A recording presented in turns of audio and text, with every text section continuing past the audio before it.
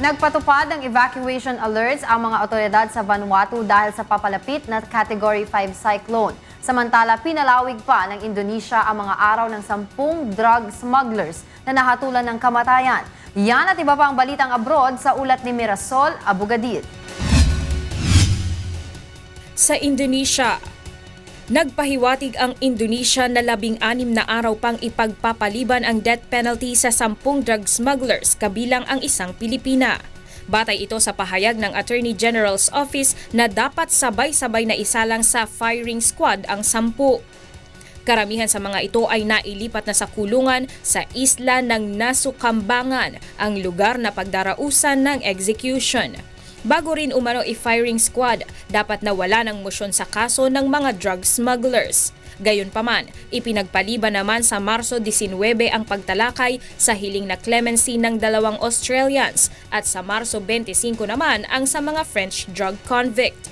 Ayon sa report mula sa Indonesia, posibleng ngayong linggo ay ilabas na ng Supreme Court ang desisyon sa apela ng Pilipina na nakatakda na ring i-firing squad. Sa Russia, 4 ang nasawi at mahigit 30 ang nasugatan sa sunog sa isang shopping center sa lungsod ng Kazan sa Russia.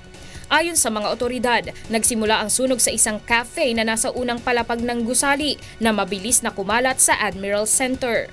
Mahigit 600 ang inilikas sa nasunog na shopping center habang patuloy pang pinaghahanap ang isang napaulat na nawawala. Inaalam pa sa ngayon ng mga otoridad kung ano ang naging sanhi ng sunog. Sa Bangladesh, posibleng tumaas pa ang bilang ng mga nasawi sa gumuhong cement factory sa Mongla, Bangladesh. Sa ngayon, 5 na ang kumpirmadong nasawi at mahigit 4 na puna ang na-rescue. Samantala, nagtulong-tulong na ang mga sundalo at sailor sa isinasagawang emergency service search ng mga firefighters. Pinangangambahan ng mga otoridad na mahigit 100 tao pa ang natrap sa loob ng gumuhong cement factory.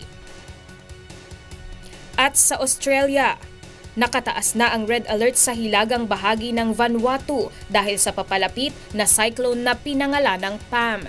Ayon sa Vanuatu Meteorological Services, taglay ng Cyclone Pam na ngayon ay nasa Category 5 ang lakas ng hangin na 185 kilometers per hour.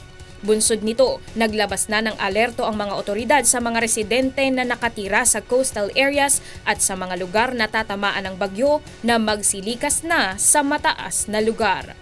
Mirasol Abugadil, UNTV News, Worldwide.